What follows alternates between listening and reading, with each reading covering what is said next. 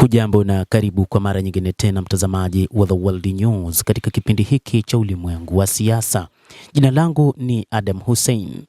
Wapiganaji wa Hizbullah nchini Lebanon wanasema ujumbe wanaopata kutoka Iran unaonyesha kwamba nchi hiyo ipo pamoja na kundi hilo na kwamba mapendekezo ya hivi punde ya Jamhuri ya Kiislamu ya Iran ya kumaliza vita vya Marekani na Iran ni pamoja na kusitishwa kwa mapigano nchini Lebanon. Tunaona uungwaji mkono uliotukuka kutoka kwa Jamhuri ya Kiislamu ya Iran, linasema kundi hilo la Hizbullah.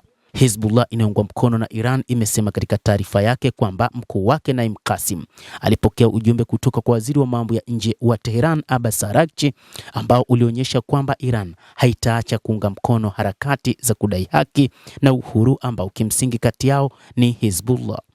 Katika pendekezo la hivi punde la Iran kupitia wapatanishi wa Pakistan linalenga kufikia mwisho wa kudumu na thabiti wa vita, hitaji la kujumuisha Lebanon katika usitishaji wa vita ambao umesisitizwa katika taarifa hiyo.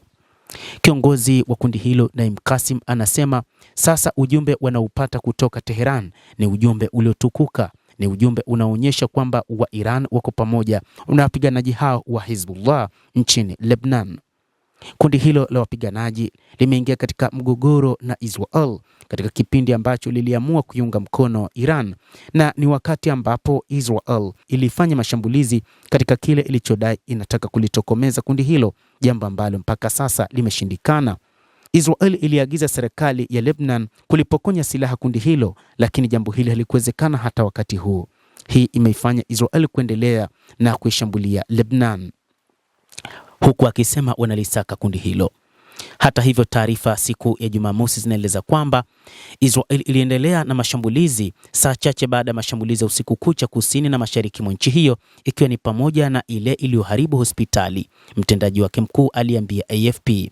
Jeshi la Israel limekuwa likishambulia Lebanon licha kusitishwa kwa mapigano ya Aprili 17, huku vuguvugu la Lebanon la Hizbullah pia likiendelea na mashambulizi.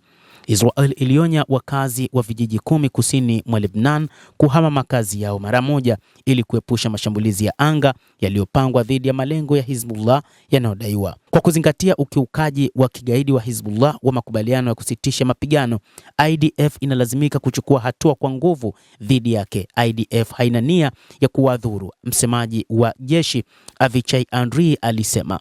Shirika la habari la kitaifa la Lebanon NNA limeripoti mashambulizi ya anga ya Israel katika maeneo kadhaa ya kusini siku ya Jumamosi, ikiwa ni pamoja na kulenga eneo la kilimo na kuwajeruhi wafanyakazi kadhaa wa Syria. NNA imesema mashambulizi ya usiku kucha katika mji wa kusini mwa Tiro ambao ulilenga eneo karibu na hospitali ulisababisha uharibifu mkubwa wa kituo hicho. Mwandishi wa AFP anasema aliona vioo vikivunjwa, paneli za dari zikilipuliwa na kuharibu vifaa vya matibabu katika hospitali ya Hiram yenye ghorofa nyingi. Endelea kutufuatilia mtazamaji, lakini ni kusihi usisahau kulike, kucomment, kadhalika kusubscribe channel yetu hii ili upate habari hizi kwa mapana kupitia The World News.